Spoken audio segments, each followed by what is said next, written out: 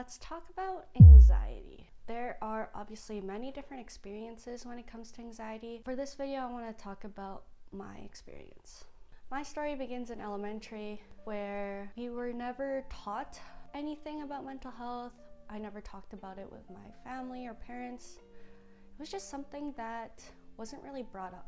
Mental health and mental illness was heavily stigmatized back then, and unfortunately still is. All I remember when I was younger was that my mind was always racing and it was super exhausting. It seemed like it was always on the go and thinking about every single thing. I honestly thought everyone's brain was like this. Apparently not. Because the lack of knowledge I had or the lack of awareness in the world, I simply brushed it off. Didn't think it was anything. This went on for a very long time and it continued to go on into high school. In high school, I was still very unaware that I was going through severe anxiety. I still thought it was normal, which is very sad. Obviously, in high school, my brain was still constantly racing. I had severe test anxiety. I had social anxiety that I didn't really know of, and I just honestly wanted to isolate myself. But I didn't really cope with it all very well, so if someone knew me in high school, I'm pretty sure they thought I was very extroverted and very happy-go-lucky kind of person, and I did look like it from the outside, but honestly I just wanted to hide away and isolate myself. Then I started to discover panic attacks. I would have 3 to 5 panic attacks a day, which was apparently not normal, and I still thought it was normal. It really happened at night for the most part, when I was hiding in my room. The symptoms of a tight chest, I didn't think anything in terms of emotional feelings would cause my chest to tighten up. I could barely breathe, my limbs were numb, and essentially my brain just wanted to explode, and I still didn't understand what was going on. Looking back, that's actually like so weird to think that I didn't know what was happening because no one actually talked about it. I didn't understand that physical symptoms and emotional symptoms could, happen together.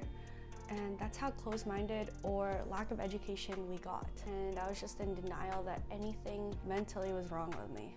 Now jumping into university, where I understood or began to understand that this was happening and that I was diagnosed with severe anxiety and that it was something I really had to deal with. Even after the diagnosis, I was still in denial. And looking back, that's so weird to me because if I started to fix it and address it earlier, I would have probably been better off later in life. The psychologist I went to then referred me off to a psychiatrist who then gave me medication for my severe anxiety and depression, and I didn't want to take it because it still didn't feel real in my mind. It still was like I was still fighting it. Even after something became real, it wasn't real to me. I still denied it. That's how closed-minded I was, and looking back, I know I keep repeating this, but it's so hard to believe that I was that closed-minded.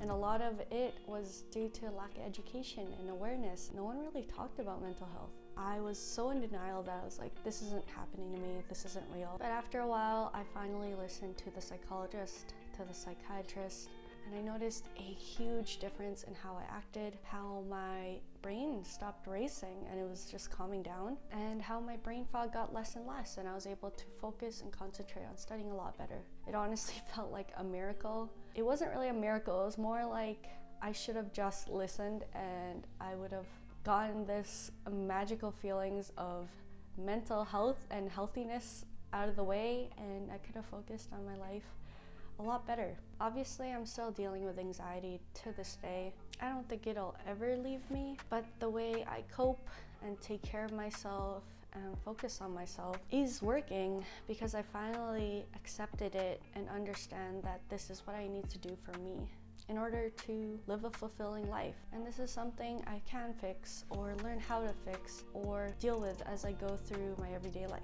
I share this story with you because mental illness is a real thing. Anxiety is a real thing. We need to normalize talking about it. The main reason is I don't want people to learn about anxiety as late as I did. And if we just talk about mental health more people would actually probably see someone or learn to cope, or if they need medication, they'll go get that medication from a professional and start to live the best life that they can live. Remember, it's okay to not be okay.